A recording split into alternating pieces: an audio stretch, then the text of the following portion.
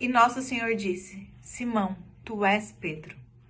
E sobre esta pedra edificarei a minha igreja. As portas do inferno não prevalecerão contra ela. Eu te darei as chaves do reino dos céus. E tudo o que ligares na terra será ligado nos céus. E tudo o que desligares na terra será desligado nos céus. Inicio o meu vídeo com os versículos 16 e 18 de Mateus, para contar a vocês por que eu sou católica. Mas antes de começar, deixa eu me apresentar. Meu nome é Bruna Donini, eu sou advogada, especialista em Direito Penal e Processo Penal, e eu quero contar para vocês agora, neste vídeo, o porquê eu sou católica. Eu nasci num berço católico. A minha maior influência católica eram os meus avós, a minha falecida avó, na verdade. Ela ia para a igreja durante a semana, em fim de semana, fazia novena na casa dela. Ela me colocou, fez questão de me colocar num colégio católico. Eu estudei em colégio católico de freira, onde lá eu professava a minha fé, tinha aula de religião e eu saía, era um colégio de período integral, e assim que eu saía do colégio, eu ia para a igreja para fazer aula de catequese.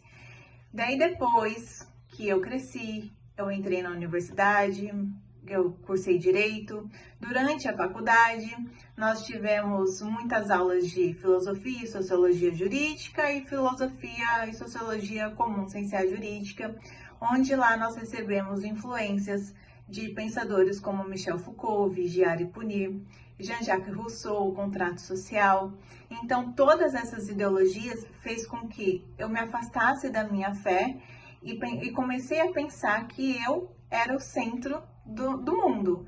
Eu comecei a ter uma visão antropocêntrica e materialista sobre o mundo.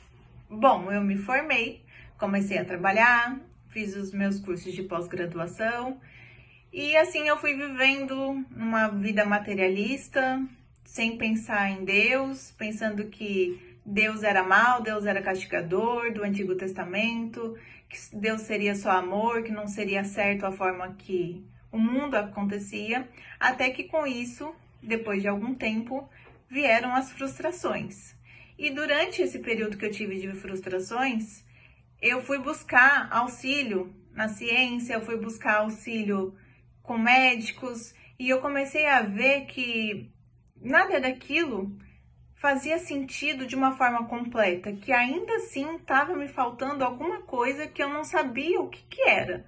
Mas eu sabia que eu estava incompleta, que eu precisava ter um conhecimento que ali eu não estava tendo.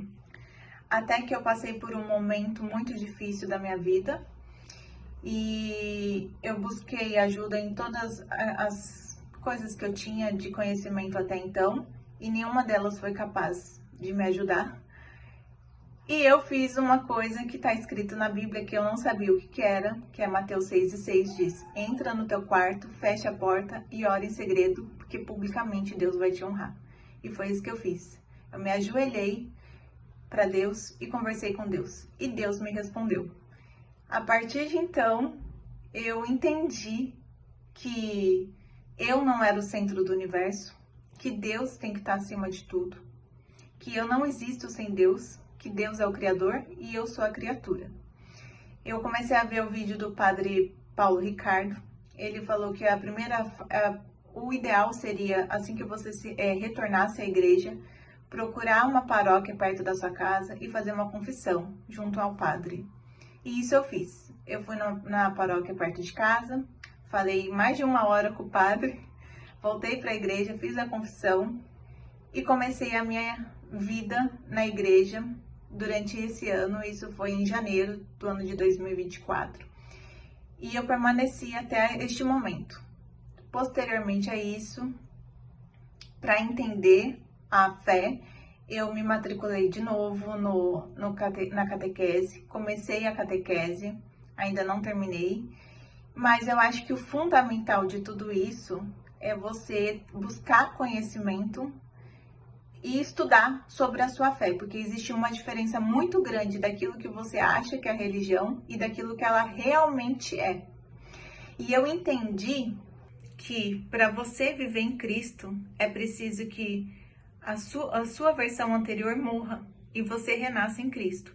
Você precisa fazer uma metanoia, você precisa tornar-se uma nova pessoa. Você precisa viver a sua fé, viver de acordo com a sua fé. Durante a faculdade, devido ao tema que eu escolhi para minha conclusão de curso, eu tive que ler um livro, O Conto da Aia, da Margaret Atwood, para desenvolver o meu tema. E então eu tinha estabelecido que dentro da minha cabeça a mulher vista pela religião seria uma visão sexista, machista. E depois que eu voltei para a igreja, Nossa Senhora é um exemplo do que é ser uma mulher cristã.